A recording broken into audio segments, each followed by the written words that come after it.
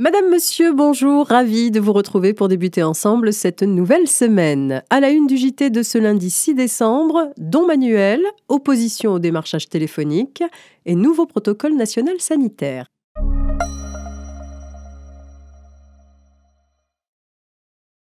Depuis le mois de juin dernier, les déclarations de dons peuvent être effectuées en ligne par leurs bénéficiaires à partir de leur espace particulier sur le site impôts.gouv.fr. Si des droits de donation sont dus, ils doivent être réglés immédiatement par le donataire en une seule fois au moment de la déclaration, sauf si le donateur décide de les régler à sa place ou sauf option pour le paiement des droits après le décès du donateur. Désormais, le paiement des droits peut aussi être réalisé en ligne par carte bancaire ou par autorisation de prélèvement.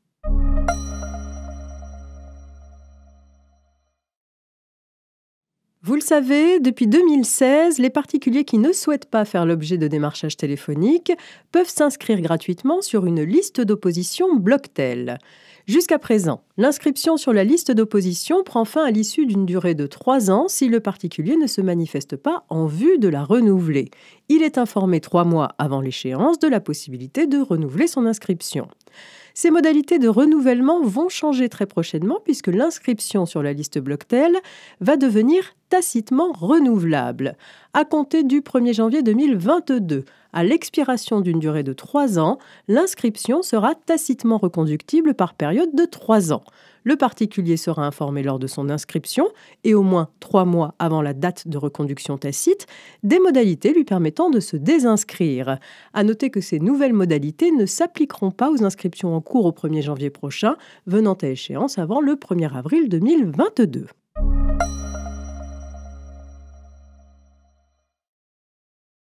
Le contenu du protocole national sanitaire en entreprise a été actualisé au 29 novembre 2021 pour tenir compte de la reprise épidémique et des nouvelles obligations prises par décret. Parmi les principales évolutions, il y a le port du masque qui devient obligatoire pour toute personne dans les établissements, lieux, services et événements où un pass sanitaire est nécessaire. Les salariés doivent donc porter leur masque dans l'entreprise, y compris dans celles soumises au pass sanitaire. Une autre évolution importante concerne l'aération des locaux.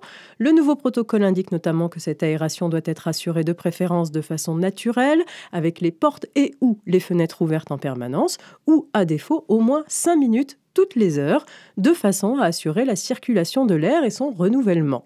À défaut, l'aération est assurée par un système de ventilation mécanique, conforme à la réglementation, en état de bon fonctionnement et vérifié, assurant un apport d'air neuf adéquat.